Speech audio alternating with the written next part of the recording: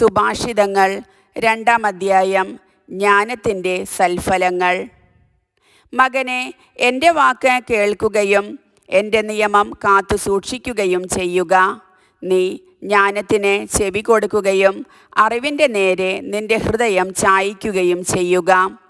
പൊരുളറിയാൻ വേണ്ടി കേണപേക്ഷിക്കുക, അറിവിനു വേണ്ടി വിളിച്ചപേക്ഷിക്കുക. നീ അതിനെ വെള്ളി എന്ന പോലെ തേടുകയും നിഗൂഢനിധി എന്ന പോലെ അന്വേഷിക്കുകയും ചെയ്യുക. അപ്പോൾ നീ ദൈവഭക്തി എന്തെന്ന് ഗ്രഹിക്കുകയും ദൈവത്തെക്കുറിച്ചുള്ള അറിവ് നേടുകയും ചെയ്യും. എന്തെന്നാൽ കർത്താവ് ജ്ഞാനം നൽകുന്നു, അവിടുത്തെ വചനത്തിൽ നിന്ന് അറിവും വിവേകവും പുറപ്പെടുന്നു.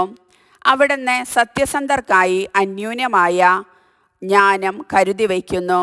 ധർമ്മിഷ്ഠർക്ക് അവിടുന്ന് പരിചയായി വർത്തിക്കുന്നു. അവിടുന്ന് നീതിയുടെ മാർഗങ്ങൾ സംരക്ഷിക്കുന്നു, തൻ്റെ വിശുദ്ധരുടെ വഴി കാത്തു സൂക്ഷിക്കുന്നു. അപ്പോൾ നീ നീതിയും ന്യായവും ധർമ്മവും എല്ലാ നല്ല വഴികളും ഗ്രഹിക്കും. ജ്ഞാനം നിൻ്റെ ഹൃദയത്തിൽ നിറയുകയും അറിവ് ആത്മാവിനെ ആഹ്ലാദിപ്പിക്കുകയും ചെയ്യും. വിവേചനാശക്തി നിന്നെ കാത്തുകൊള്ളുകയും അറിവ് നിന്നെ സംരക്ഷിക്കുകയും ചെയ്യും. ദുർമാർഗത്തിൽ നിന്നും ദുർഭാഷികളിൽ നിന്നും അത് നിന്നെ മോചിപ്പിക്കും. അവരാകട്ടെ ഇരുളിൻ്റെ വഴികളിൽ ചരിക്കാൻ സത്യസന്ധതയുടെ മാർഗങ്ങൾ ഉപേക്ഷിക്കുന്നു. അവർ തിന്മ ചെയ്യുന്നതിൽ സന്തോഷിക്കുകയും അതിൻ്റെ വൈകൃതത്തിൽ ആഹ്ലാദിക്കുകയും ചെയ്യുന്നു. അവരുടെ വഴികൾ കുടിലമാണ്, അവർ നേർവഴി വിട്ടു നടക്കുന്നു. നീ ദുശ്ചരിതയായ സ്ത്രീയിൽ നിന്ന്, സ്വൈരിണിയുടെ ചാടുവാക്കുകളിൽ നിന്ന് രക്ഷപ്പെടുക.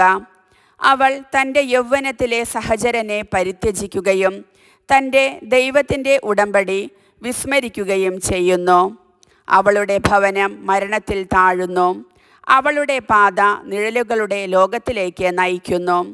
അവളുടെ അടുത്തേക്ക് പോകുന്നവർ മടങ്ങി വരുന്നില്ല, ജീവൻ്റെ വഴികൾ വീണ്ടെടുക്കുന്നുമില്ല. അതിനാൽ നീ സജ്ജനങ്ങളുടെ വഴിയിൽ സഞ്ചരിക്കുക, നീതിമാന്മാരുടെ മാർഗത്തിൽ നിന്ന് വ്യതിചലിക്കരുത്. സത്യസന്ധർ ദേശത്തെ വസിക്കുകയും ധർമ്മിഷ്ഠർ അവിടെ നിലനിൽക്കുകയും ചെയ്യും.